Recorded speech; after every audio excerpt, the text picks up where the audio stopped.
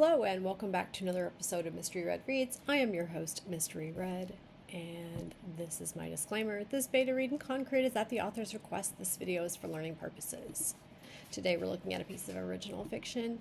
We are still looking at No Name Shattered by Dontrike. We are still on, what I really mean is we're still on chapter, I think it's 1, section 2 of chapter 1, and we are on part C of my read of this section, as my reads are only 30 minutes long, actually 30 or 45 minutes. I think today we're going to do 45 minutes, and let's see.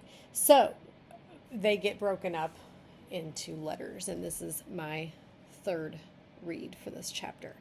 I have an entire playlist for Dontrike. If you'd like to follow the story along, you can. You can go over to my YouTube channel, click on playlist, look for Dontrike and No Name Shattered, and all of my reads for them will be here. Will be there. Let's see. With that, at the end of part B, I highlighted this section right here to show where I left off, and that is exactly where we're going to pick up. So, and that is my note to myself telling me that. Okay. Whatever you say, with one last laugh, the voice went silent. I think we might want to back up just a little bit for context here. So let's just kind of like go right here and then we'll go forward. And we will try not to revisit any of my thoughts from prior videos on this section. If you hear scampering in the background, that would be my bunny who has yet to settle down since I let her out. Okay. Don't be like that. I can't know everything there is, but I find it flattering you would think so. By the way, I saw you staring at a couple of them. Does my Alana have a crush on either of the Seraphs? Reese teased. Alana blushed. I did no such thing. They are my subjects. I cannot think of them in such a manner. She nervously shot back. Leave me be. I have work to do. Whatever you say, with one last laugh, the voice went silent. The voice. Okay, so I'm kind of wondering. The voice. But was it... You know full well why, Reese. I think I'm a little bit out of context because we dove back in where we did. And so what I'm going to do is just keep reading. But I am wondering about the voice because I kind of thought, and this just could be because I'm out of context. I kind of thought it was going to, since Reese was the one speaking to her, that it would have been Reese here. Okay, so what I'm going to say, I'm not going to put a note on this because, again, I am a little bit out of context as we dive right back in here, is... If this is Reese, say that it's Reese, rather than refer to it as the voice. Although it could be something else because, again, we are out of context. So we're just going to keep going. Whatever you say, with one last laugh, the voice went silent. A few moments of silence filled her mind before the worries of the night came back. Okay, so we have an echo on silent. What color are we going to use today for our... Let's use this pretty little blue right here and highlight right there. Ooh, which one did I just pick? I think it was this darker one. Right. A few moments of silence filled her mind before the worries of the night came back. Okay. So I can't exactly say why, but I'm not, when I kind of give tips and pointers, I do it in a way that I think everyone will understand rather than get really deep into the English language and all the technicalities of it and et cetera, et cetera. Just because I want anyone, it's kind of I kind of write the same way. I try to write to where, would there be a big fancy word that's all encompassing and means whatever it is I'm trying to say in 5 words? Probably, maybe, that could happen, and I might still choose to do the 5 words in a simpler way that is still beautiful and gets my point across so that everyone can pick up my book and very easily read it. That's my thought process there, and I've actually received compliments about that specific aspect of my writing. Hey, you cover some really deep, dark, tough subjects, and you handle them really well. I really appreciate how you use everyday language in complicated situations, or for, or you're not using big fancy words where I have to go reach for a thesaurus every time. And to that, what I'm trying to get at, because none of that is what's happening here, but what I'm trying to get at is when I give tips and pointers, I do try to not go with the technical stating rules, reciting rules. Okay, and I'm not trying to just recite and regurgitate. I try to go to the thought process that surrounds the reason we do things. When I'm writing, and I do have this, because when you write and you're not thinking about it, I typically write as though I speak, or write as though my character would speak. Okay, basically a combination of the two. I want to use plain everyday language when possible, unless it's suited to the character or the situation. So here, when I see the words "came back," this is one of the things that I would scan a document for in editing for my final polishes. Okay, it's one of those word pairings. For some reason, and there's probably a technical reason that I'm not going to dive into, but it irks me to see most words paired with back. If we're talking about a person's actual back, then that's a noun, and I don't cringe as much. But I think a lot of times if we look again at the pairing, okay, so in this situation, we're looking at the pairing "came back." A few moments of silence filled her mind before the worries of the night returned. So it's kind of like when we talk about adverbs sometimes. Can the verb stand on its own? Or is there a stronger verb we should be using? And when I kind of look at the pairing "came back," I think there's one word that might sound better, or sound stronger, or stand on its own and do the job for us and give us a little finesse to our sentence. I might swap them out. This is one of those pairings that I literally would screen my entire document for, and I'd read through the sentence and say, is there any other way I can say this? Does it bother me when I read it? And that's just kind of the thought process surrounding it. My recommendation here would just be to swap this out for where the word "returned." And I'm just going to say that, and then we're going to keep going. She looked to the horizon toward where Captain Marigold had taken her team. I love that. I love this character's name so much. Marigold just sounds great. Had taken her team. Let us see what else we can find. Leaning forward, her wings pushed her in that direction. She flew across the sky with dozens of questions. "Queen Alana," a distant voice called. And I'm wondering if I didn't just stammer over that, because in the back of my mind, we're in Alana's headspace, but then this other character speaks, and it kind of makes me want this dialogue to be on a new line. And I wonder if I didn't fumble over it, because in the back of my mind I was thinking that as I was reading, and I was wondering if I was going to make that recommendation, but then I messed up while I was reading, and so I thought to stop and explain why I think my thoughts like I just did. I'm undecided at this moment. I'm trying to get through the whole paragraph to then make my decision as to whether or not I want to recommend that, but it is something I'm already thinking. Let's try it again. She flew across the sky with dozens of questions. "Queen Alana," a distant voice called. Alana stopped, seeing an angel from Marigold's team, a larger woman covered in muscles. Okay, let's look at this a little bit. I do think we're in her thoughts, but this other person's dialogue in the middle, I kind of think we should have it separate. And okay, let's make that recommendation for a minute. You do what you think, but I'm going to make it because I want to look at something else. She flew across the sky with dozens of questions. Okay, so I kind of want you to have her, to get in close to Alana and to kind of feel what she feels, I feel like we should state a couple of these thoughts that are kind of going through her mind, because then you're kind of showing where she's at. And in those thoughts, it's going to reveal her state of mind. You know, I'm getting from reading the sentence that she's stressed. She flew across the sky with dozens of questions, okay? But I'm imagining there's these thoughts going through her mind. I kind of want to know what those are. I feel like they're going to lend to what she's feeling, where her mind is, and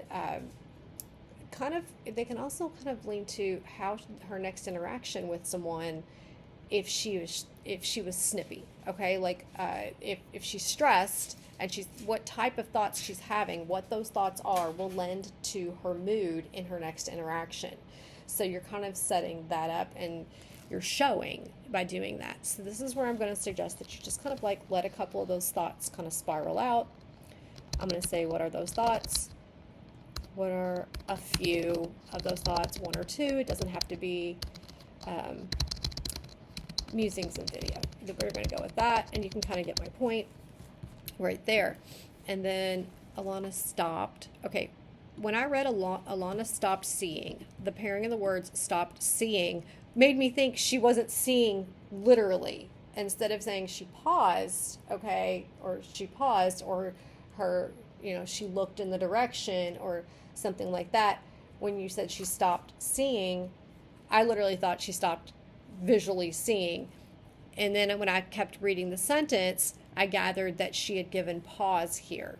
And so I'm inclined to suggest that you say pause or something to that effect, and that is the reasoning. I'm going to say musings and video with my reasoning. Okay. From Marigold's, Alana paused, noticing an angel from Marigold's team, a larger woman covered in muscles. Rather than saying she's covered in muscles, you might say a large muscle-bound woman, perhaps, to add a little finesse to that sentence, I suppose. There's nothing wrong with it this way. It's just that I would tweak it a little bit, but I'm going to leave it for your preference. It is that's a personal opinion, not necessarily a recommendation that is hard. Let's see. Report, Alana commanded. Your Majesty, the squadron located one crash site out of Willow. Captain Marigold ordered me to escort you to it, the soldier replied. Said is fine. Take me to it, and quickly, Alana ordered, as the angel... she commanded and ordered, good. As the angel shifted her body to fly with Alana following. Alana ordered, as the angel shifted her body to fly with Alana following. To take the lead? Rather than having the repetition on Alana in the same sentence in such close proximity, you might have her take the lead.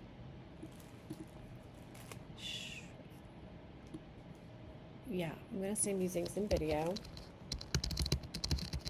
And I'm going to suggest that you have her say that she's ordered her to take the lead because she's guiding her to her destination. At their speed, they came to the town of Willow, known for its smoked meats. Okay. I'm thinking at their speed. I'm thinking it seems the sentence seems incomplete. Okay. So at their speed, they came to the town of Willow, known for its smoked meats. So you've got a little bit about Willow in there, but at their speed, they arrived there in no time or hours. How far away? That kind of tells me, at their speed, what? Was there a distance? Did they cross a distance really quickly? Did they have to fly for a really long time? I almost would omit the speed part instead of saying the speed, say the amount of time it took. They flew for hours before they came upon the town of Willow, a small, remote city known for its smoked meats. Okay, so I get that you're trying to pair into here like a little detail about it to kind of give you an idea of what's special about it. Here it just seems I think seems like an incomplete thought. At their speed, they came to the town of Willow, known for its smoked meats. I think I've done enough explaining. I'm just going to say musing some video, and we're going to keep going. Let's see. Just outside of it, to the north, in a grazing field, red spotted cows scattered all around as they slept or ate grass. At its center of the field was a gash in the ground, one that forked into two paths. At the center, I would probably just omit that. Oh, no, I am definitely not in suggesting. Oops, hang on. Let's go up here, get into suggesting. I don't want to be marking up a document permanently there. I want you to be able to see what I did. Okay, at its center was a gash in the ground, one that forked into two paths. Marigold waved and saluted to the queen, an angelic guard as they descended. Casualties, report, Alana commanded once more. Thankfully 0, my queen. Some for the cows, by the looks of it.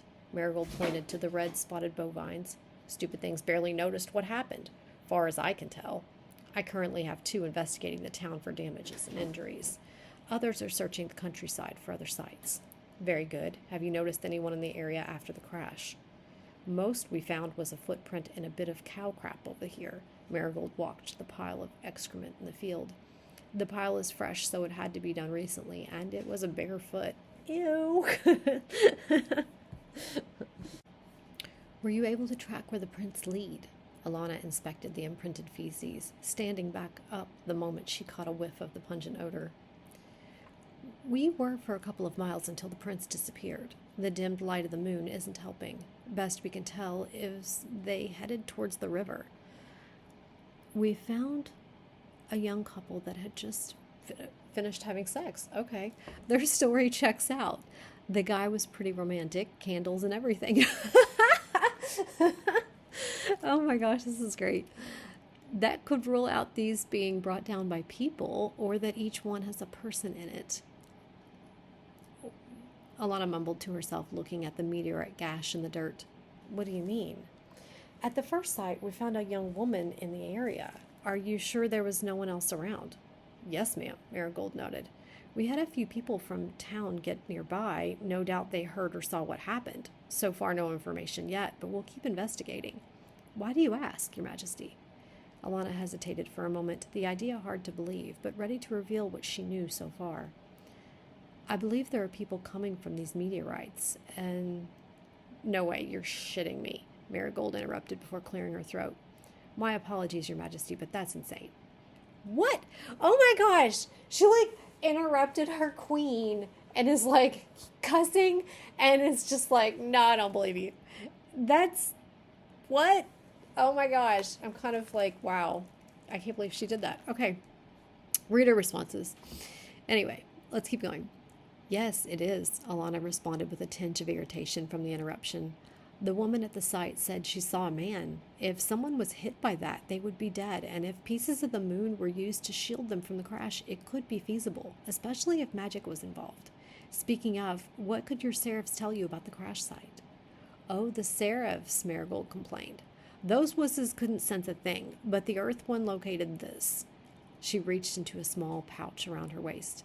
She mentioned it felt different compared to other dirt. In her palm sat a small gray smooth rock with dark line running through its center. Alana stared at the rock, stunned by the sight. She knew what it was, even though it had been decades since she last saw it. No one could forget what the moon looked like when you lived on it for several centuries. She remembered every rock on that floating jail. Memories flooded her mind of how she'd tried to take over the kingdom and what she had done to become a prisoner of the planet's satellite. Ooh, revelations, right? Okay. Your Majesty, the sound of Marigold's curiosity broke her out of her trance. My apologies, Captain. I kicked this rock around when I was imprisoned there. Believe it or not, this used to be the size of a cartwheel, Alana chuckled. Between that and plotting revenge, it was all I had. She took it in her hand, smiling sadly. I deserved it. I was a fool. Reese's voice rang in her head. The only foolish part in your attack was failing. Alana's eyes shifted right with a breath of irritation. I remember when you returned. I had just turned 14. Everyone in my village was terrified. Luckily, the rock stars put some sense into you. Marigold laughed heartily. Okay, pausing. I kind of want Alana's actions separate from... Was this... Okay. This is Reese speaking. So I kind of want her thought separate from that. I remember when you returned, I had just turned 14. Everyone in my village was terrified. Luckily, the rock stars put some sense into you. Marigold laughed heartily. I'm going to leave the adverb. It's fine. Without them, I would have missed those last years with Clara. Alana pocketed the rock with her other hand. Thank you for this, Marigold. This means more than you know. Don't mention it, ma'am. Marigold smiled, a bottom incisor and one of her upper canines missing in her toothy grin. I will have this looked at by our geologists and seraphs. Maybe this will tell us something, and if not, then I have a little reminder about the past. She chuckled. I would like you and your team to continue scouting the area. Return to the castle after midday with your report. The captain saluted. At once. What will you do next, Your Majesty? Hopefully, Charlotte has sobered up enough to be included with the investigation. If not, I will pour water into her until she does. Her words were like a mother about to punish a child. Alana flapped her wings as her feet left the ground. Good luck, Marigold. You as well, my queen. I'll make sure those wusses do their damnedest, Marigold said proudly. Alana turned and tilted her body toward the direction of the capital as she took off quickly out of sight in search of the answers. In search of answers? The answers? Okay. Ooh, guys, we made it to chapter 1, part 3. Part 3. Let's see. Contemplating. We are at 21 minutes. I was going to read for 45 today. So, do I need to start a new video, though, for the sake of keeping editing clean? I think I will, to keep the editing clean. So, I'm going to pause right here. I'm going to end this video and start a new one and read for another 20 minutes on that one. All right. Moving over to start part D of chapter 1-3.